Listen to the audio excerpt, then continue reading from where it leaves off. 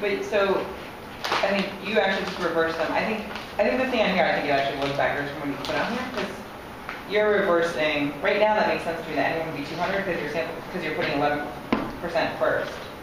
You get 13% first, which is for the treated group. I don't know how much that makes a difference. It does. If you try to both ways, it does, because I guess it depends on because if you just do SAMPSI and you don't have, I guess if you don't know your treatment arms, then it doesn't matter. Is it giving you? Does that make sense? If you're trying to figure out your samples like that, then it doesn't matter if you order them. So say you're trying to detect a 10% difference and you do 0.5 versus 0.6, it doesn't matter if you do 0.6 or 0.5 because it's just the absolute value. But are you getting a different result? I don't think so. It doesn't. I look like having the same answer no matter which way you do it. Yeah. So you did SAMPSI at point. So I did sample size 0.13. Right. So you flipped those. I was flipping the N1. Oh yeah, you get a different number if you put N1 is 200 and N2 400. 400. You Yeah. get a different result. So why don't you need to? I guess you don't care about the size of the control because if you just put N1 equals 200, it makes both group sizes 200. Wait, will you scroll down to the next? Wait, what was that?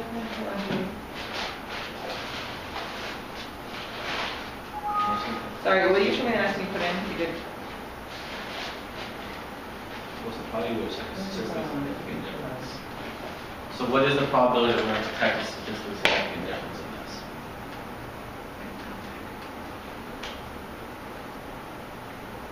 It's only 70%, right? Given those sizes.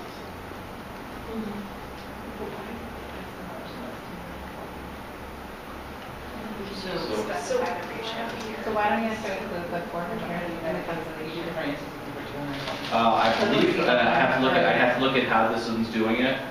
But or why wouldn't you do 600? It's like a total. How does it know how to break it up then? Yeah, why isn't it 400? Why is it N1 equals 200 and N2 equals 400? Why is that? Because it does make a difference. But what? Why don't we Let's look at the samples. Do you have two samples or do you have one sample? Yeah, we have So you have two samples and they're different sizes. Okay. And that may just be the error of what he's put on there. So if you did the sample, so it's listed default ratio is 1 on this one. So are we Which is not right. But it's No. not. So that's not right. So if we use N1 as 200, the default ratio needs to be 2.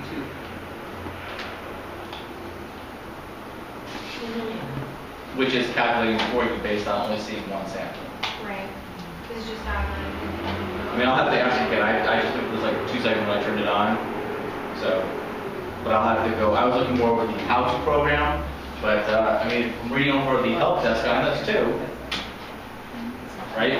If you have 2 different size samples, you want to check size of sample 1 and sample 2. So let's run a couple of them actually. Let's see what changes when we change those numbers around. And again, this is where you're going to have to look at what the answer you're looking at is for. So he may be looking at just one randomized sample, he doesn't care. It doesn't make sense why I have 200 and 400 the equation itself. But what do you actually get when you actually put N1 or N2? It's like 0.07. Yeah, It's not that different. It's not that different. Really? It is. So it's not that different compared to what? Compared to the result that we got with assuming both groups were 200. But it is a different number. It's a different calculation. So I guess if we do it, I don't have it in my data set. Well, I guess my question on it's not that big of a difference would go back to the question of how long is a piece of string compared to what? If you're doing this and that makes a huge difference in your calculation for your study, Yeah. that can make a huge difference depending on your particular field of study and what disease you're looking at. So like if I looked at something like diabetes, right, highly prevalent in the society, right, or versus like Sjogren's disease, would that be significant for diabetes? Probably not. How about for Sjogren's? Maybe. It depends on what you're looking at. So that goes back to it depends on the question whether that's a significant difference or not.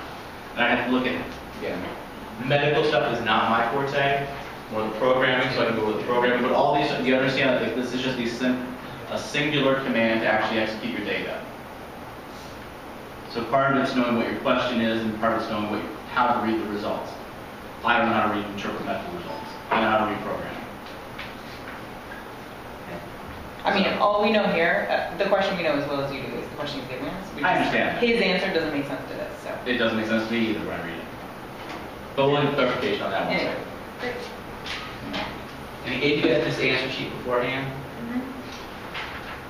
It's not gonna help you guys. It would have taken a year and a half. Huh? It would have taken like a year and a half to do it with us. I wouldn't. I would have given up after like Did you guys have a problem with 7? Is that a useful one to ask the question on or not? 7. Which part of it? Did you, I asked him at the 38? Yeah, or the 38. Yeah. It's the I was degrees of degrees of freedom. freedom. Yeah. It's the Each total one of the two has groups two. minus 2. I guess it's a conservative estimate for the degrees of freedom. Yeah. Not the combined groups, but 40 minus 2. That one I figured out as Google. Okay, so can you go over that? What was it? What was Yeah, so the question is here. here, it says like calculating p-value for the difference between two means. And so basically it's, the command that he gave us the hint to use was t-tail. Mhm. And when you do t-tail, it's like t-tail parentheses and then the degrees of freedom, which is, he's estimating using, the two samples are 20, and sample 1 and sample 2 are 20. So the degrees of freedom estimate is 20 times 2 minus 2, so 38. And then the absolute value of the mean difference divided by the standard deviation is the next 11.705, and then you multiply the whole thing times 2 because it's a two-sided t-test. Does that make sense to everybody else? That makes sense. All right, number 8, everybody had a problem with? Dictionary file? So let's take a look at the data that you got in first. So I get this error when I run the code as well. Yeah, that could Yeah, I know. File does not contain dictionary, so at least this is nice. It gave you what the first line of data was. And then typically this happens a lot in data. So you'll get a file in that either A, you don't have a dictionary file for, B, dictionary file is wrong for it, C, it's in the wrong character set. So the wrong character set will look something like happy faces, spaces. Have you guys ever seen that?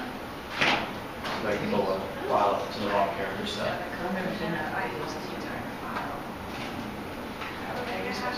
But Wait, I just don't know cheer me how up. to figure it out. You're not gonna Let's see. So I have a program under called I didn't StataLab3. open it, I just used it. Wherever I had it. This is what something's going to look like when it comes in a bad character set or a character set that you don't recognize. Too many languages in my head.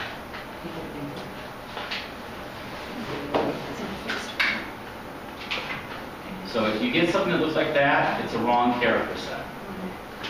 Okay? It's something that you can't interpret or you won't be able to read. There are lots of different character sets, especially in medical field. One's called Paxton decimal formats and stuff like that. The reason we have these is because a lot of the systems we rely on today, especially for medical information, at least on the older systems, space was really an issue. We didn't have 1 terabyte drives. We had really, really small drives.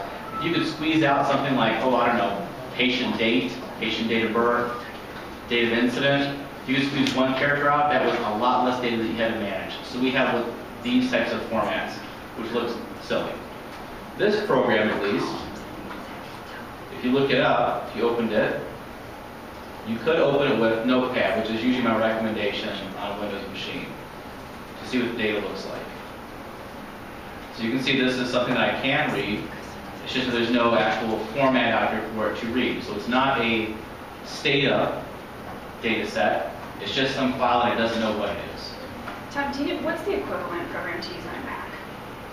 I couldn't open it. Notepad, on a Mac, Text editor? text editor, yeah. Really, I tried it. I don't remember You can open it with Stata too. It comes up Really? and you see a box as the do file, but it's not a do file. No, one didn't open it. Yeah, You can force it, you can tell it to open it with any program that will even open that type of file. So in Windows, there's an Wasn't open the web regress file. data file .dot too? I think Yeah, I it had that was. issue, but I forget what I did. I think I imported it into Stata as opposed to Yeah. just double clicking it. That's what I did. I went to import and Yeah. like kept changing which format I wanted and one of them worked. And that's the whole thing is that, so that's a kind of a guessing game, right? Yeah. I need to know what it looks like. honestly, as much as I hate Excel, Excel is a great program for reading in data to see what it looks like. If I try to open this with Microsoft Office Excel, it's going to tell me what it looks like. And half the time, if it's pipe delimited or tab delimited, it's going to try and read that and tell me when it starts up. My computer's going to go slow right now, I'm not sure why.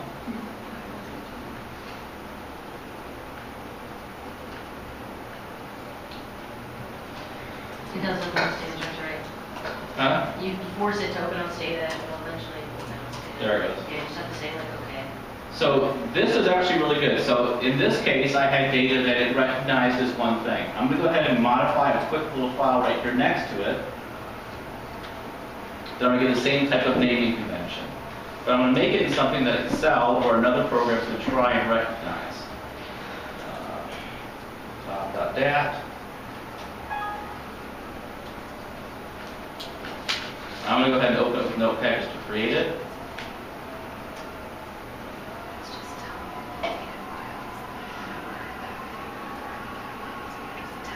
So again, as bad as Excel is, or whatever equivalent is on your computer, they're really good for actually trying to open up files and trying to find out what the format is.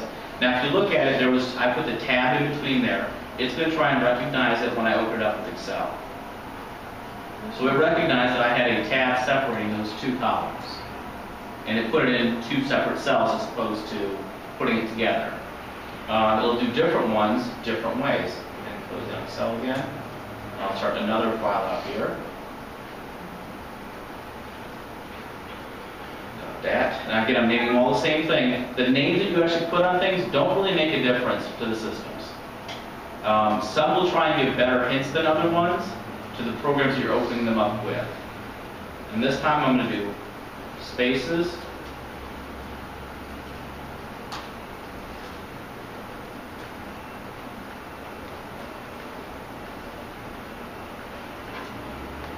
And again, since it doesn't recognize this data extension, I don't know what's in this file. I'm going to say I open it up with Excel, and it did not know that there were two in there. I can try and do something in here. I can try and import data from here as well, if I can figure out where they get external data from text.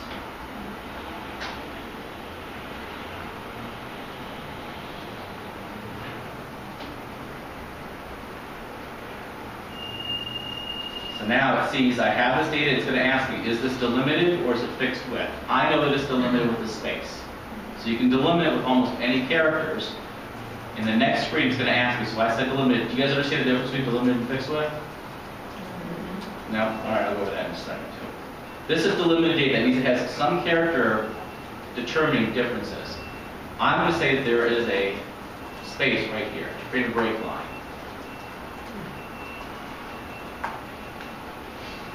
You can tell it what columns are there going to be,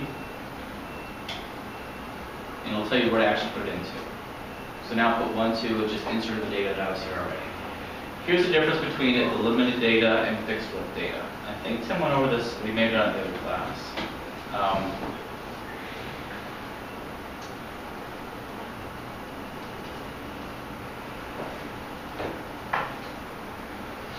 Fixed width data looks something like this, and you'll see this a lot in a lot of data sets that you'll get.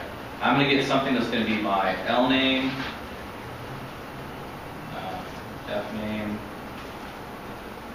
DOE.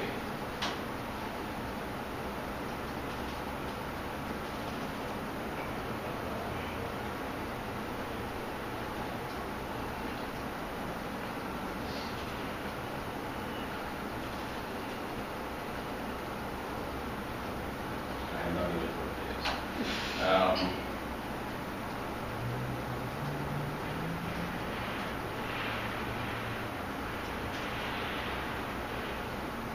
Alright, so this is fixed width data. Notice there are differences between how many spaces or what characters are between there. So I know that from position 1 to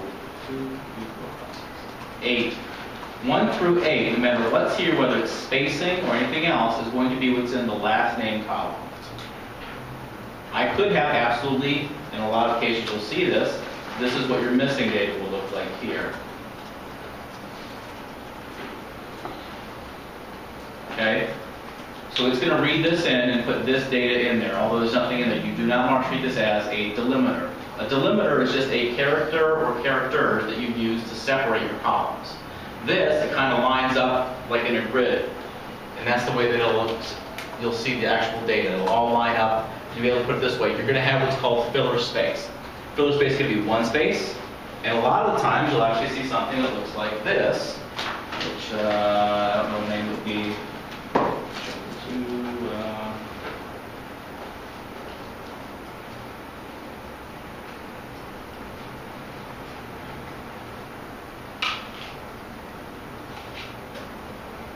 So in this case, it filled up all the available space that was here. So, and you'll actually see a lot of data like that in fixed width where it's actually just been truncated and stopped. So if you have member IDs, birth dates, stuff like that, those are the things you want to actually try and look for to see if you have all the fields filled in. Like I would possibly know if this is Wilma Flintstone. I have no idea what that's for middle name. But that's the things that you want to start looking for when you're actually reading in data. And again, when you actually bring this file in, so I'll keep this one, I'll save it. I'm going to go ahead and try and bring this one in after I rename it, so it doesn't try to open a notepad. And actually, what should I name it? Give me a 3-letter extension. Anything that's not text, dat, ETA. Anything? Yep. FQC. FQC. Yes. So again, when I try and open this, I'm going to go ahead and close these two first.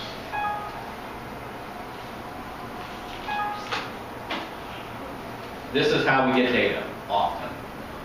What you name something makes no difference in the filing extension for most things. That extension usually is to tell a program that's been registered how to open something. Oh, I don't know what it is. I'm going to select it from a list. I'm going to accept Excel. As long as it recognizes the characters in it, and I can try doing import too, that would be faster. What it's doing right now is trying to read through that file and trying to figure out what in the world it was doing. So it had no idea. It put everything in this one column, right?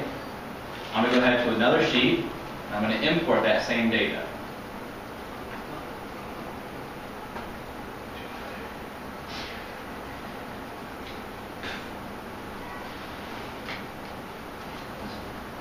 Now it's going to ask me, what do you think this is? I think this is fixed width. When I put it in here, it's going to ask me to put in delimiters where I think it should be, which again, it should be something that you should be able to look at. Look at like the first 10 or 100 rows, depending on your program. You can tell it, oh, this is general. I can tell that this would be a date.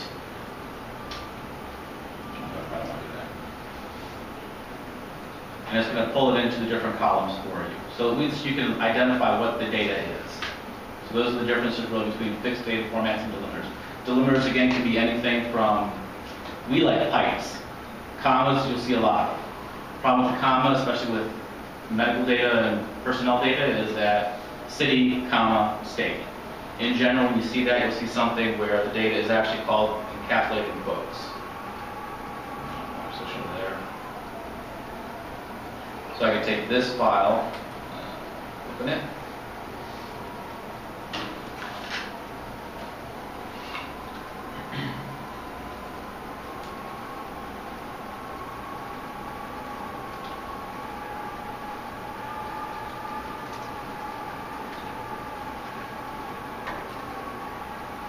So you can actually have commas inside of your data itself. Make sense? Brings us to the dictionary. You want to take it over? I'm going to go back to the question on 4 when you're done. I don't know. Which question number 4? Why you didn't have an 2 and 4. 2 and 4. 2 and 4. Here's your question. Do you have a page in front of you? Oh, because I don't need 400, I need a total of 400 patients. The assumption is that it's a balanced trial. You have 200 in one arm and 200 in another arm. But you have 200 to treatment and 400 in placebo. Yeah. Right. But we just over-recruited in the control. For 4? Yeah. Oh, yeah, okay, then there should have been a, there, yeah, right. So there's something, and that's my mistake. There's just, I'll go back and redo that.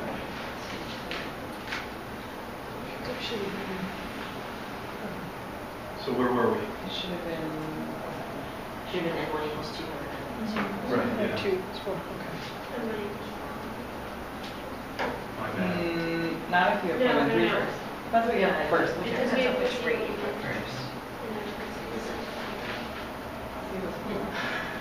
trying to think about how, to think about the Oh, equation. because the .13 is. Trying to think about the equation, one that actually Then works.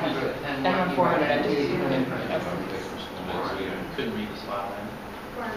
Oh, It really? doesn't matter, but I think that order then. If you just, Like you have to correspond to your proportions. Because it's gonna be the difference of the mean squared over, and I don't think Does it's. it have to match up the percentages? No, I don't think it should.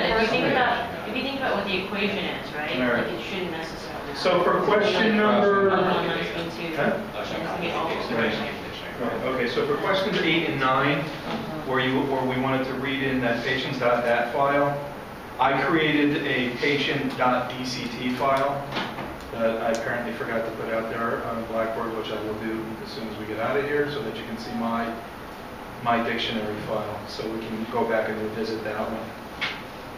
So that being said, since you need to read that one in, and everything, a lot of things stem from that file, let's, Although, the fact that he was capitalized there, created. Yeah. Yeah. So patient. sorry, okay. All right, so let's, you have the, PowerPoint. Yep. I didn't get it down, because I got it over there. Why, I couldn't go in? Yeah. Right, because now I know that will be counted. I got it. Plus Don't the need it. A1C.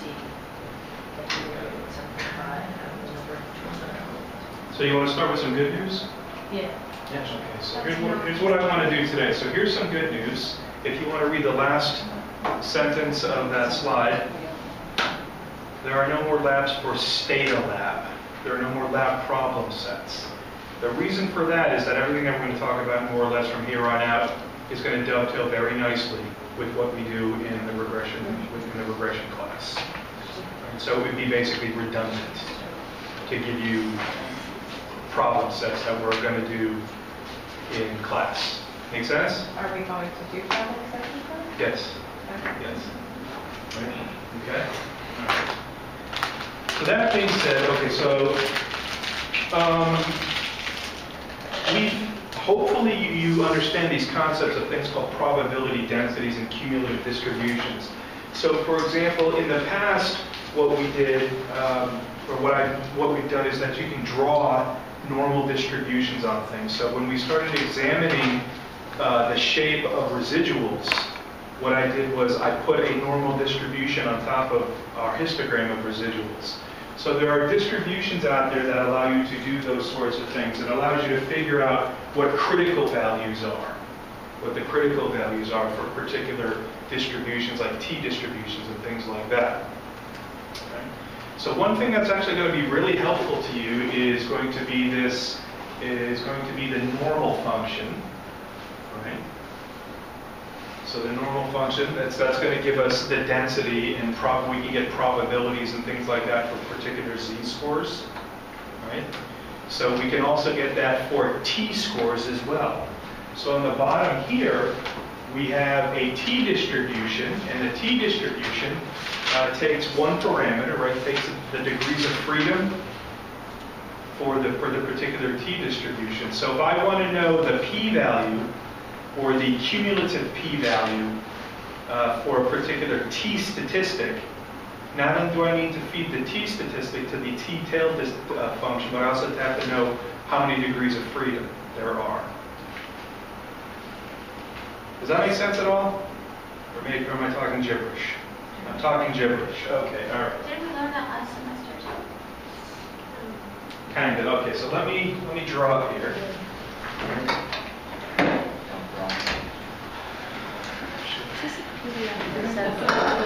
It is. Yeah. can't take the sign. Right. I think maybe just take it back to the beginning. Take it back from like. Like what, I didn't get it, but like all of that just past 30 seconds. Okay, so let's talk about that. All right. So let's talk with a probability distribution that you're used to thinking about, or at least I hope you're used to thinking about. And let's talk about the standard normal distribution. We've got a mean of 1, a standard deviation, a mean of 0, and a standard deviation of 1. About 34% of the scores fall within plus or minus 1 standard deviation, right? You know that? Right? So if I know that, then the cumulative distribution of the z of the standard normal distribution at 0 would be 50%. This would be about 84%, right? So, does that make sense? Okay. So this is what I'm talking about, probability densities and cumulative distributions. So the probability density is the shape, is the full shape of the curve. The y-axis is the density. So you can think of a density as the relative amount of area at a given point on the curve. All right? Whereas probabilities are a little bit different. So what's going to happen here is that,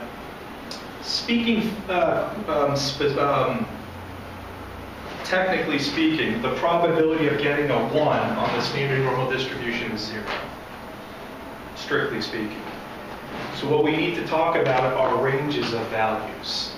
So for example, if this were a t distribution, or let's stick with this z distribution, and I were to look at the inverse normal of some p-value, if I had a p-value of 0.5, that would tell me that I have a z-score of 0, because 50% of the scores fall below 0. What's inverse, what do you mean by inverse normal? So what you can do is I can convert a z-score to a percentile, and a percentile to a z-score. So what I'm interested in doing is I want the inverse normal, which is essentially, if I give it a p-value, a percentile, what's the z-score that corresponds to that particular percentile? So I'm using percentile and p-values sort of as the same here, because when you do hypothesis testing, that's what a p-value really is. It's a percentile. It's the proportion of scores that fall at or below a particular value, right? So on the standard normal distribution,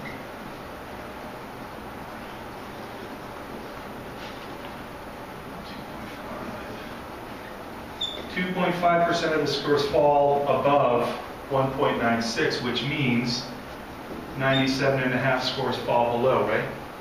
So the cumulative proportion of a z-score of 1.96 is 97.5. If I were to plug 0.975 into this function, it would give me 1.96. Does that make sense? Why would I do that? Why would you? Is that just like a principle thing, or? It's a principle thing, but think about it. Say you wanted to compute a confidence interval around something, right? The standard output is a 95% confidence interval. Say you wanted a 99% confidence interval. What would you need to multiply that standard error by? You can use this function to figure it out. So you're saying like if I type that in, I should get something that pops out. Yeah. You do, I just did it. Just play in normal. It says there's no such thing as in In Just lose my mind.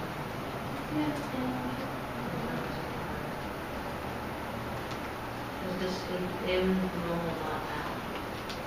I just typed it in. INVNORMAL? Yeah. Yeah, me too. When was the last time you updated your Stata? Not there right now. Back to this case. Open space.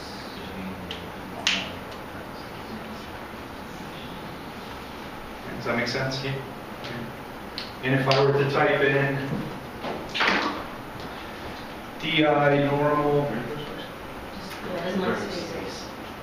I didn't know it was that sensitive to spaces. Well, that's a function. Okay. So do it's you know, Capital letters, spaces. this trust me, that's a good thing. This is just hard type. Hard type. So to make it concrete, right? I typed in 975 to the inverse normal function and gave me a z-score of 1.96. I put in 1.96 to the normal function and it gave me the percentile. So this allows me to go back and forth between those two scales.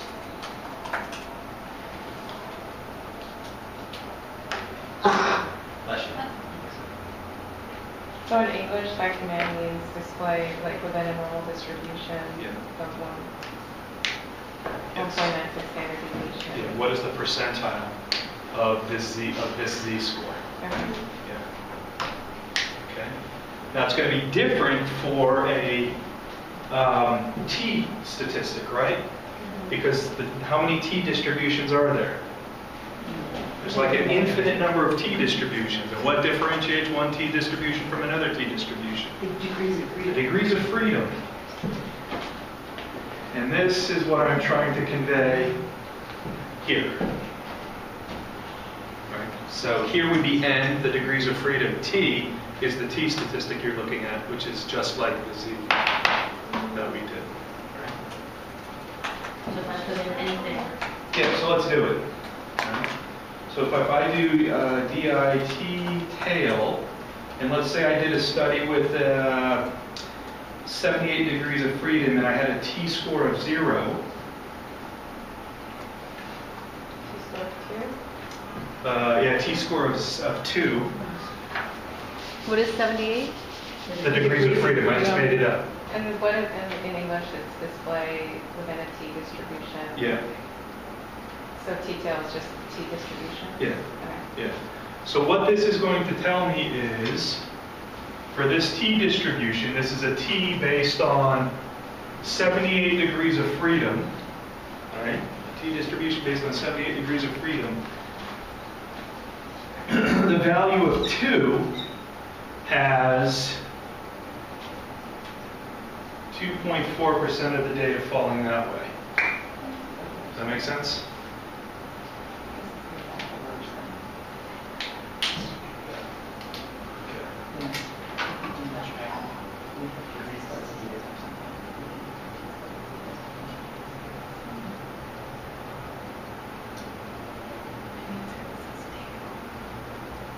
So it's giving us the exact opposite side of as when you're doing the normal Yeah, Z. yeah. Right. And then if I do inverse t-tail, plug in 78, the same number of degrees of freedom, plug in the percentile, it gives me the appropriate t statistic, right? This becomes helpful when you're trying to communicate your scores to people, right? The whole idea is communicating your results. So what I could do is draw a t-distribution and say my scores fall here. I did a t-statistic with an absolute value of 2, and this is my p-value. Because you can show them on a grid.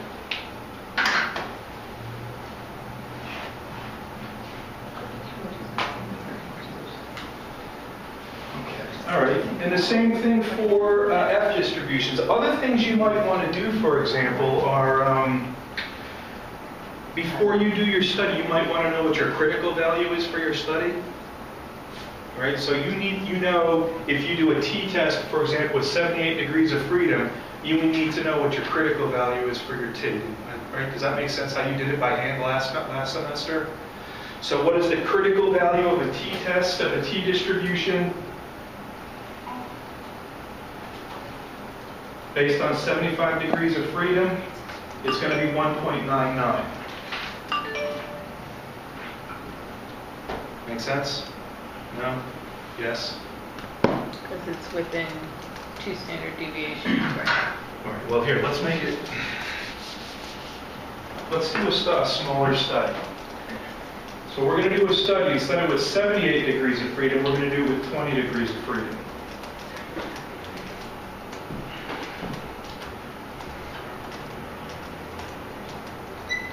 So on this t distribution, based on 20 degrees of freedom, my t statistic needs to be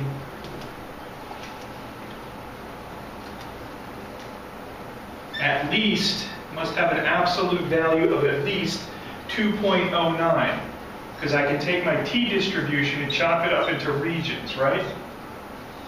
So if I have a t statistic of less than negative 2.09, what am I going to do? I'm going to reject the null hypothesis. If I have a t statistic that's between negative 2.09 and positive 2.09, I'm going to, and if I have a t statistic greater than 2.09, I'm going to reject, right? So this is how we can write these things down, say in a statistical analysis plan. What is my t statistic that I need before I reject my null hypothesis at some level of alpha? The reason I put 0.25 here, does anybody have any insight as to why I put 0.25 and not 5%? Because it's two-tailed, right? So 2.5% here, 2.5% here. Excuse me. Make sense?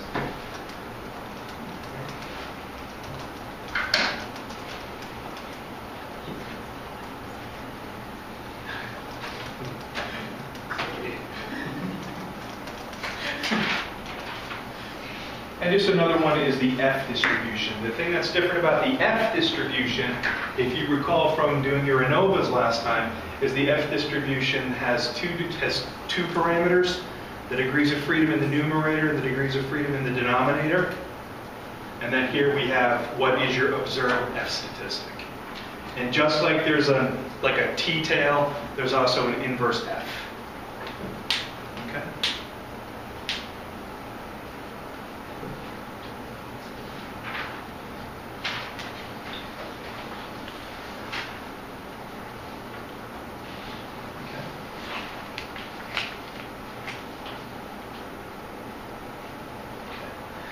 So one thing that I hope to talk about tomorrow when we finish regression is the idea of mean centering variables.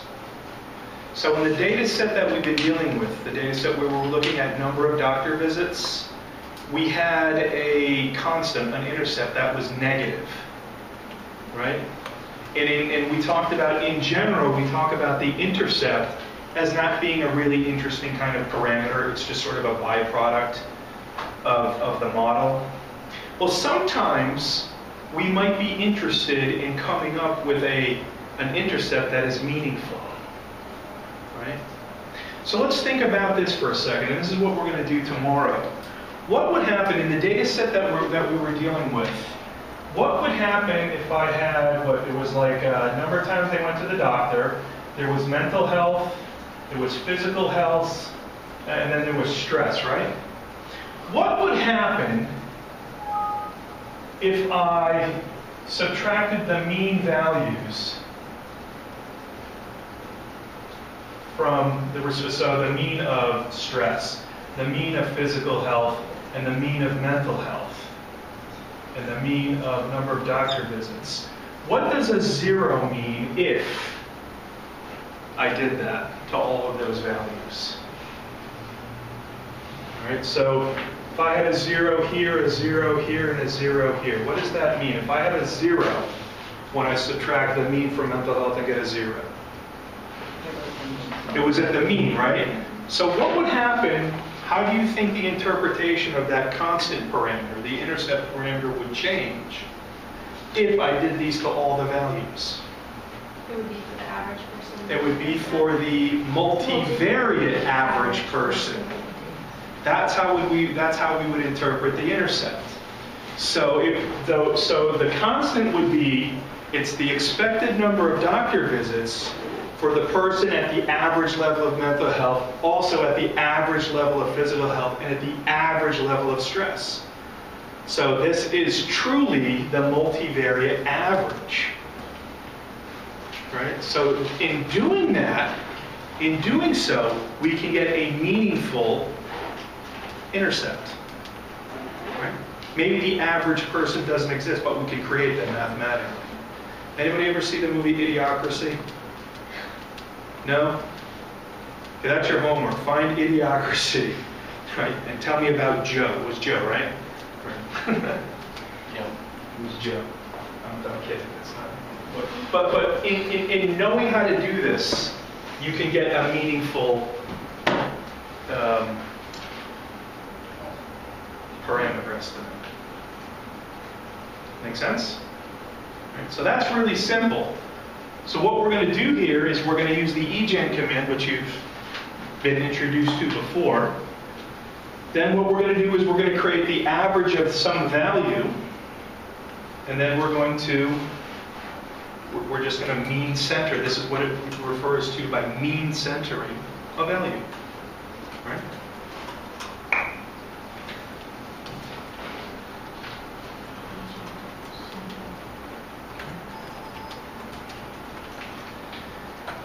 Now, we also talked about how the meaning of the parameters change when we standardize our values. So when I standardize a value, I mean turn everything into a z-score, right? So I can use the std command to turn a value into a z-score.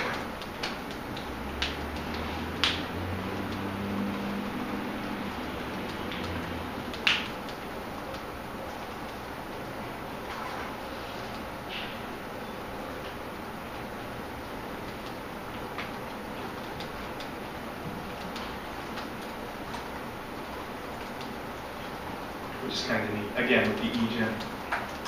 Okay. All right.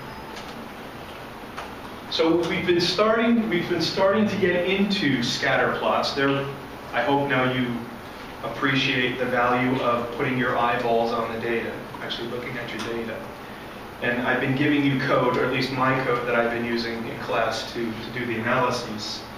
But in here, we want a scatter plot where against weight and length of the automobile data from within Stata. Right? But the other thing that we can do is let me help interpret this sentence for you, right? So say you have two groups of people, right? You have two groups of people, say treated and untreated, right? And you want to do a scatter plot of two variables, but you want to look at the difference in the scatter by those two groups in one plot, right? So what I've done here is I'm actually going to create two scatter plots within the same plot, okay? So what I'm going to do is I'm going to say two-way scatter weight length if foreign. So foreign is going to take on the value 0 or 1. Right? So if foreign means that the first thing it's going to draw is it's going to create a scatter plot for those observations where the car is foreign. And then this little pipe command, this says add to this plot another scatter plot if not foreign. Right? So this is how we negate, is we use, a computer person would call this a bang. They would call this bang foreign. But we read this as if not foreign. Right? There are other ways to go, like by foreign. Well, if you did a by, you could do that, but it would create two plots. Oh, okay. Right? So in this way, well, no, I'm just going to do it.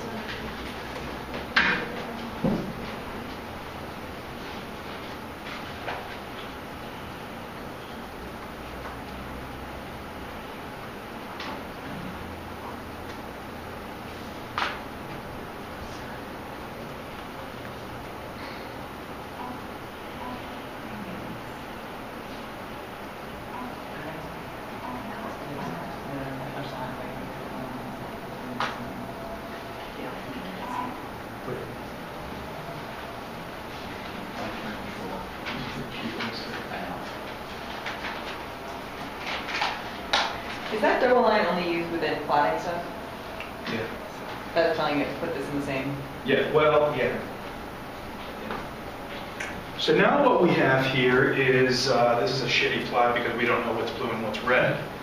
But the idea, what I'm trying to do is convey the idea here that now I have both foreign and domestic cars on the same plot, in the same plot. And the difference between them is, well, this must be foreign because it's blue and it's first in the legend, and the red must be domestic, right? So this is a way of putting the data from two different groups in one plot in a meaningful way. Make sense? Now, obviously, what you would do is, there's a legend command that I would hope you would look at so that you can label this. I'll show you how to do that.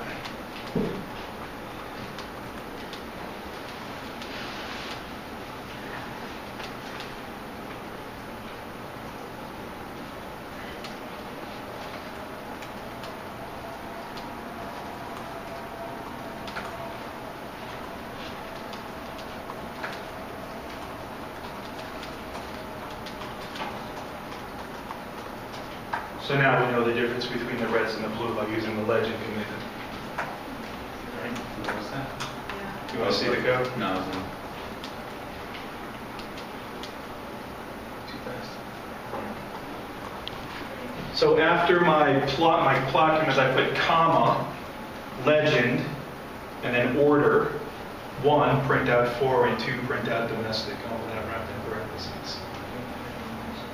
Okay.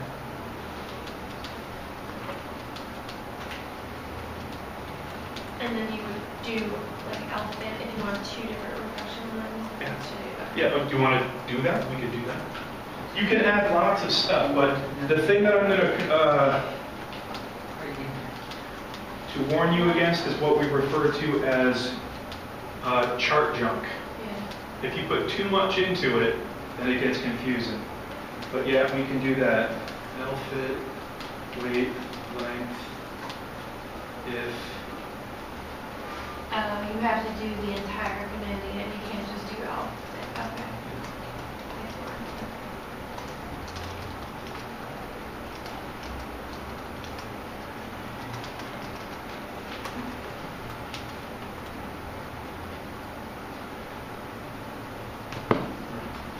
The other thing you can do is when you plot this, you can have control over what symbol you use. Obviously, I don't want 4 different colors on here. I would want my blue dots my regression line for my blue data to be blue and my red data to have a red regression line so I know what's which is which, right?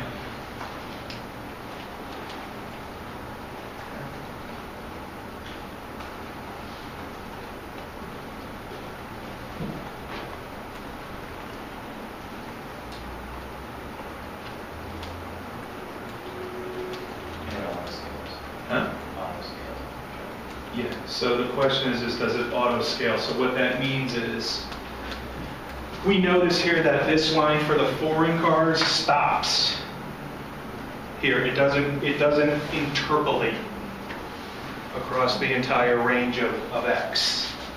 Make sense? Right, that's what the LFIT's going to do.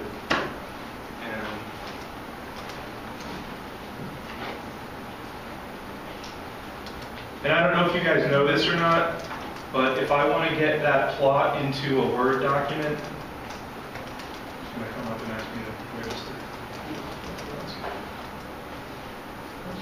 What I can do is I can right-click over it and do copy. Go back to my Word document and paste it right on in there. Bada bing. Right? Can I see the code for the LFIT again?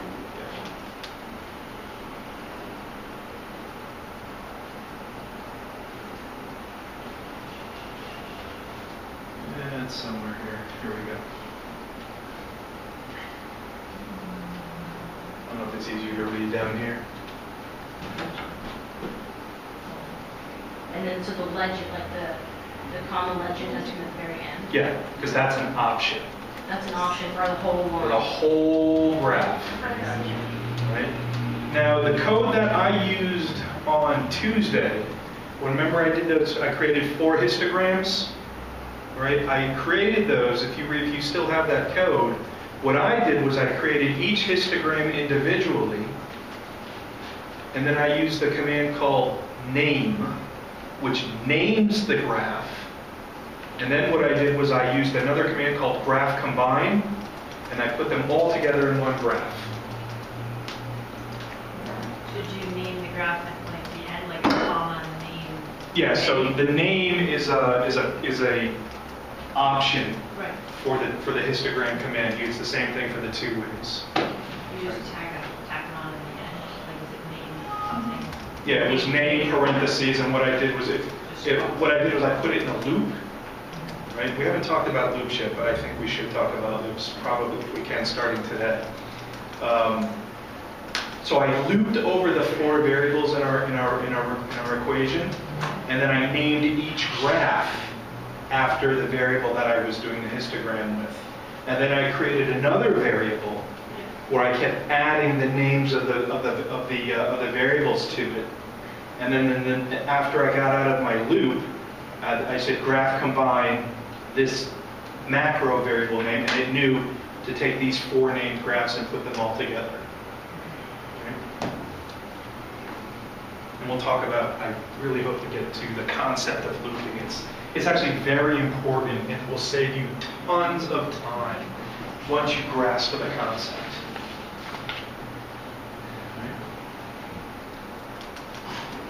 All right. Can I move on?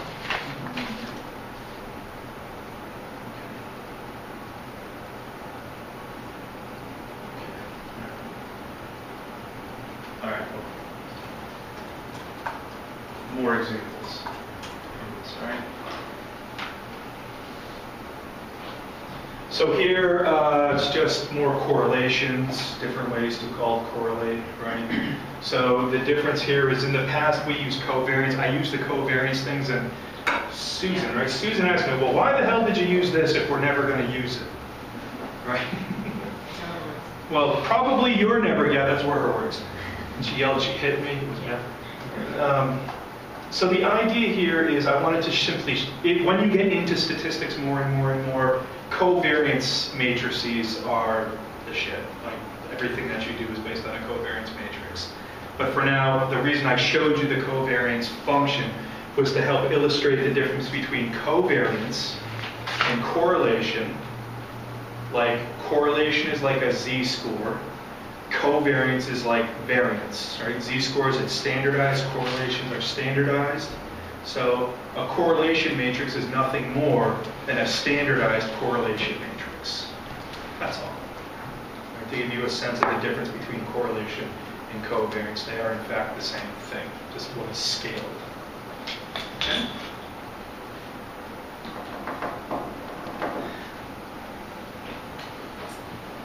I won't bore you with those details. Right? And we also use PW core. I personally don't often use actually I don't use PW core. I'm not necessarily interested in the statistical significance of correlations.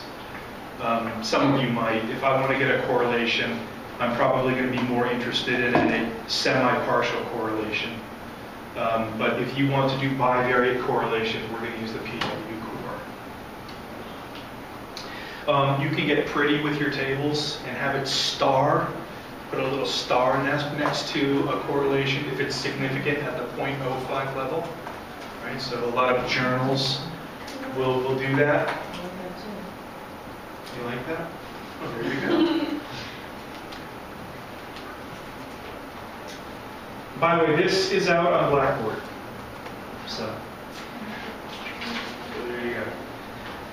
Now, I have to confess that I did have a slide on here for non-parametric data. You will never hear me talk about non-parametric analysis, so I took it out. So there's something called that's it. There are you can do non-parametric with data too. You're just not going to hear me talk about it. Okay, all right. So this is something, what I want to talk about next is going to become very important when we start doing things like ANOVA. Right? Very important. So I don't want to get too into detail into this because it starts to get ahead of ourselves. But the idea about doing an ANOVA Does anybody know when we do an ANOVA? Right. So if you have like categorical variables and then continuous variables. Outcomes, right? Yeah. Right, so I can do an ANOVA, I want to do an ANOVA if I want to compare the means of 2 or more groups. Right? If I had 2 groups, I could do a t-test, right? Or I could do an ANOVA, I get the same answer, right? Well, oftentimes we want to take our categorical variable. I can think of a variable like race, for example. I have a variable called race, and race can take on the value of 0, 1, 2, right? Where 0 equals Caucasian, 1 equals black, 3 or 2 equals other, for example, right? For example. What I might be interested in doing is start creating a set of what we refer to as dummy variables. Has anybody ever heard of dummy regression? Okay, so the one thing that we're going to learn is that ANOVA is a regression. All ANOVAs are regression, but not all regressions are ANOVAs. Okay? All ANOVAs are regressions. Not all regressions are ANOVAs. Okay? So what I can do here is I can begin to create a list of dummy variables, right? So by using this I syntax, what's going to happen is 3 variables would then be created. So I'm not going to write out Caucasian, black, and other. A variable for black, Caucasian, and other will be created. That's an O, so I'll do that for O, right? And the data will look something like this. Right? So if I have a value of 0 coded for Caucasian, my value for Caucasian is going to take on the value of 1. Because when I multiply Caucasian times 1, what do I get? 1 times its something is that something. If I'm not Caucasian, my Caucasian variable is going to be 0. Because whenever I multiply 0 times something, I get 0. Or in this case, not Caucasian. So Makes it's sense? just multiplying by present, not the value of 0 for Caucasian. Yeah, Okay. yeah. Right? Right? Does that make sense to you? It's simple algebra. Simple algebra, right? Okay.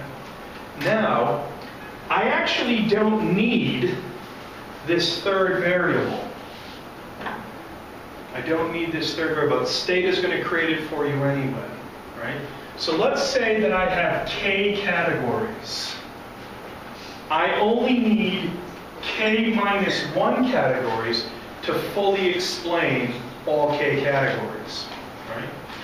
So let's say that I have person 1 here, person 2, and person 3. So, and the other assumption here is that these categories are mutually exclusive. I can't be in more than one category, right? Okay. So if I have a value for 1 in Caucasian, that means if I'm Caucasian, I then cannot be, nor can I be the other. So this guy is definitely Caucasian. This person has a 0 for Caucasian, so we know they're not Caucasian. And they have a 1 for black, so that means they're, and if they're mutually exclusive, then they can't be. Yeah. So this third person has a 0 for Caucasian, which means he's, and a 0 for black, which means he's. So if he's not Caucasian and not black, then he's got to be. So you only need k minus 1 categories to fully explain k categories. He is a genius. I planted him here. Brilliant. You recorded that exchange.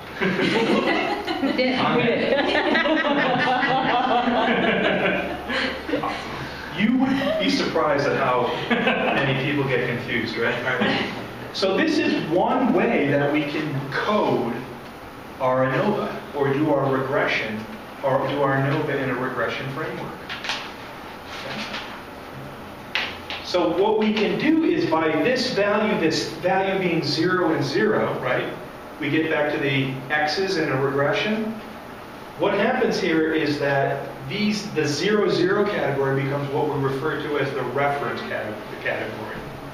Right? And we're going to learn that the coefficients for Caucasian and the coefficient for black will be the mean difference between Caucasian and other and the mean difference between black and other.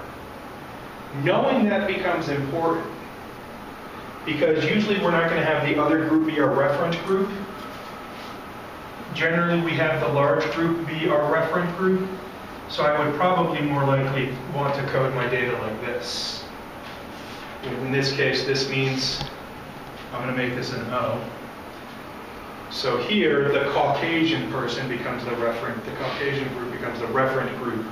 And then these differences, these coefficients would be the mean difference between the referent group and the respective parameter group. But when you use the I command, does this data just decide that for you? Yes. Which is why I talked about this. Okay. I'm a plant. Good. Because there are other ways. So this is what we would refer to as a contrast matrix. This gets, well, in my opinion, gets flippity-jibbity cool as hell. This gets really cool.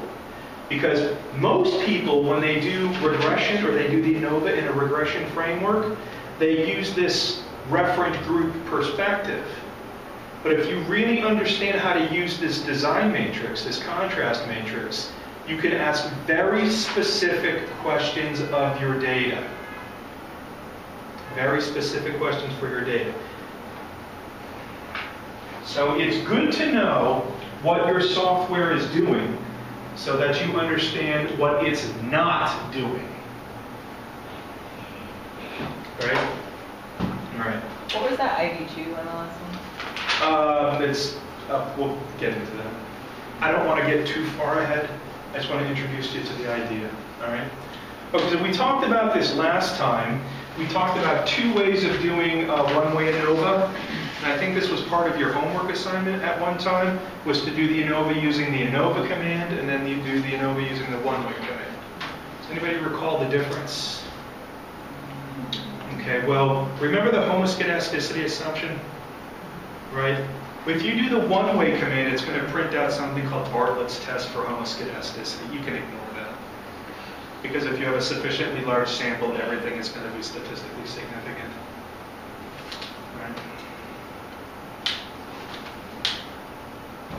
If you want to compute an intra-class correlation coefficient, you're developing a scale, for example.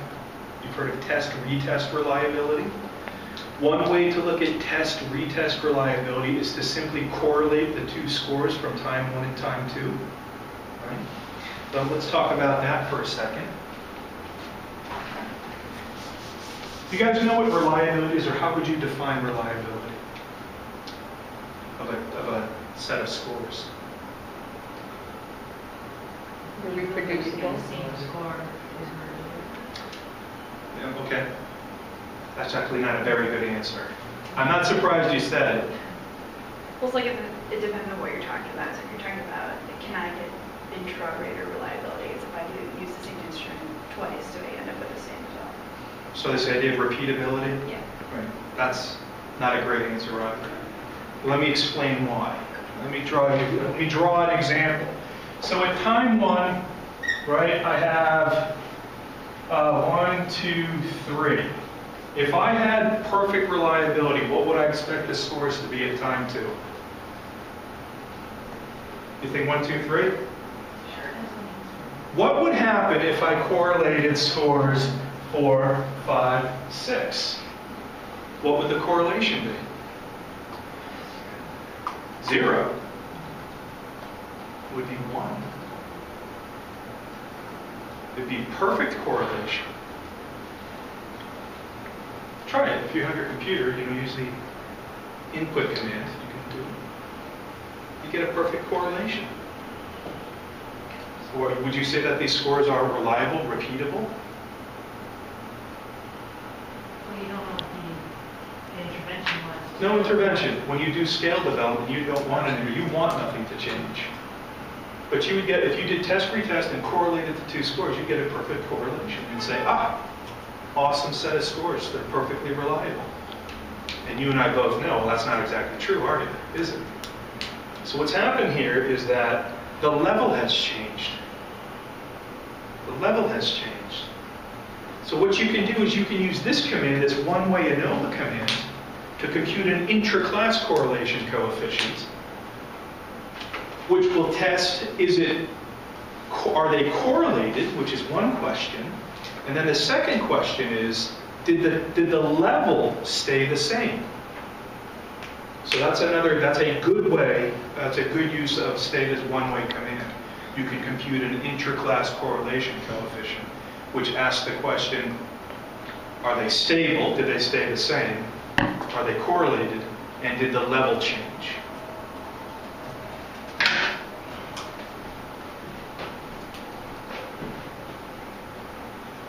Blah, blah, blah, blah.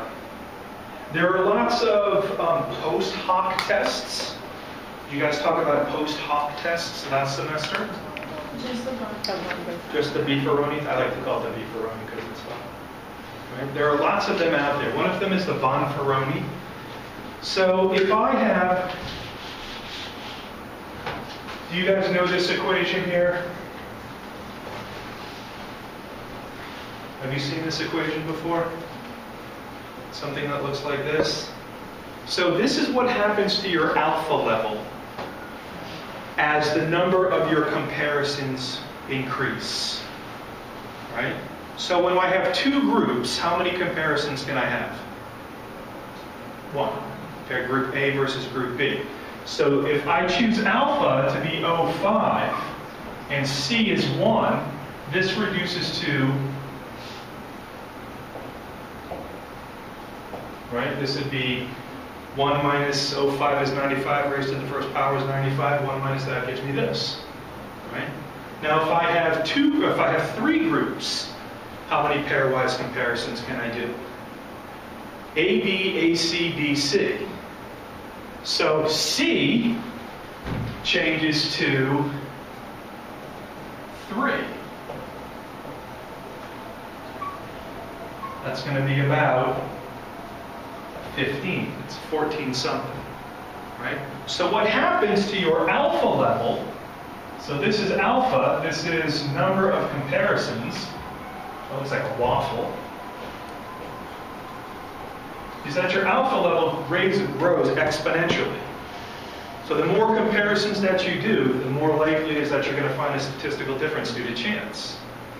So what bonferroni does, the bonferroni correction is simply alpha divided by C.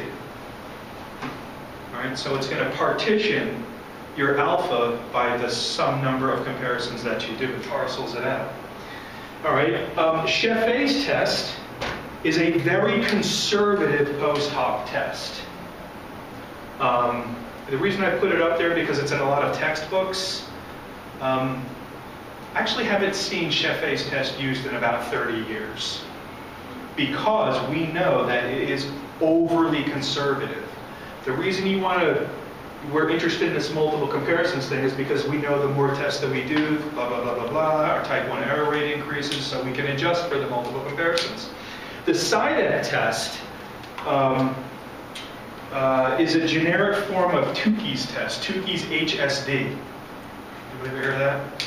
HSD stands for honestly significant difference. So it's like, no, they're different really, right? So the Tukey's test, when he developed it, was for a balanced design. A balanced design is when I have an equal number of people in each of my groups. SIDEC took Tukey's test and generalized it to the case where I can have unbalanced groups. So we often refer to it as the Tukey-SIDEC test, right? I use the Tukey's test an awful lot, personally. We'll get into this more. And I'm not going to get to what I really want to get into. All right, blah, blah, blah, blah. I'm going to stop here because I want to start talking about loops.